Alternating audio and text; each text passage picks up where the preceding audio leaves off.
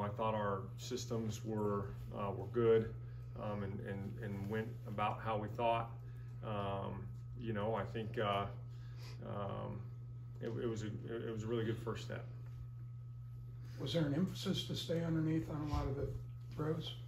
It was credit to them. They had did a few things different in a couple looks and made us lay it off on some things.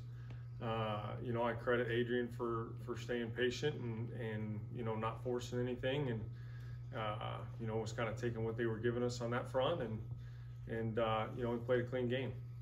Missouri's secondary looked pretty opportunistic in its first game. Learn anything from film? Oh yeah. I mean, it's going to be a great challenge for us. They play a lot of one high defense, so it'll be a lot different than what we saw in week one. But excited for our challenge and excited to get it in space. What did you learn about Adrian and what he did well and what he needs to continue to focus on? Every week for us since he got here has been good, and getting more on the same page. I think even just after a game, I think I know and have a little better feel for some of the things that he likes, some of the things he's really good at, and some of the things he doesn't prefer as much. So that's going to be a work in process, and I've really enjoyed the dialogue and kind of working through that with him and together. With Taylor out now and Hadley sliding in there at guard, does that kind of change the offensive line rotation at all? Obviously with him it will, and I felt so bad for TP of, again, just having to go through that, and our hearts with him, and just unbelievable teammate, unbelievable young man. So that was really difficult on all of us to see. But our guys will step up, and Coach Riley does a great job of making sure those guys are cross-trained so that if and when something like this does happen, it's next guy up and got to put the pieces together. What did you think of the offensive line's performance as a whole on Saturday? I mean, overall, I thought it was very solid. I mean, there was a lot of little things that, that I think will get cleaned up and get better as we go.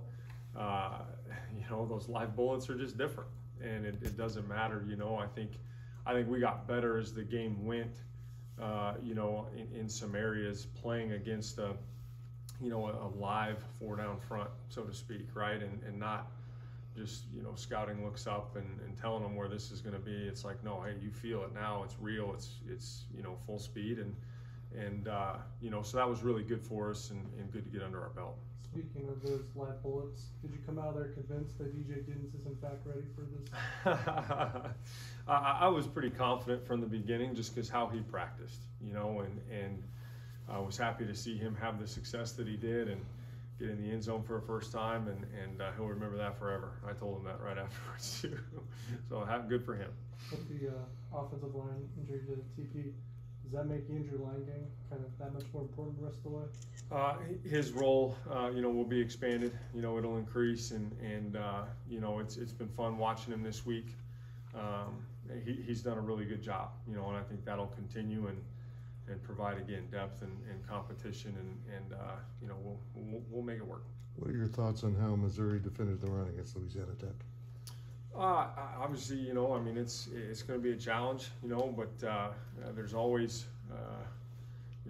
strengths and weaknesses to everything you do offensively and defensively, and how we execute our plan and how fast we play and staying on blocks, and it's going to be important because they're long, they're physical, and it'll be a good challenge. Was the receiver rotation we saw kind of what you envisioned the whole year? Is there a few guys that can still crack through? Oh, I think it's always going to be competitive. I think, if we, I think as of now it'll continue as it's been. But those guys are competing, every day, and I think that we got probably 6, even 7 guys that we'll see the field. Collin, how does Hadley Panzer's use and placement now affect what you do at the backup center position? Yeah, I mean, it's like I said, we're kind of cross-training some guys, Andrew Langane being one of them, and but obviously Hadley's tremendous, and Hayden's done a great job, Hayden's done a great job as well, and so having both those guys on the field, none of us are going to be sad with that. So you're the only one, obviously, that was still the last time K-State played Missouri, you were here. Has there been any talk about the rivalry between K-State and Missouri with you and your guys? You know, I think we've got a lot of, we got players from the state of Missouri, that know and remember those days. Some do, some don't, but again, it's, we have not hyped or downplayed that either way, right? I mean, it's a big time opponent at home, and it's the most important because it's the next one.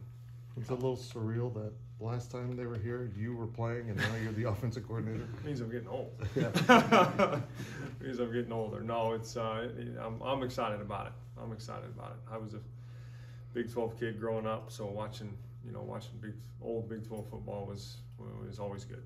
Any emotions now where you can see your name on the stadium?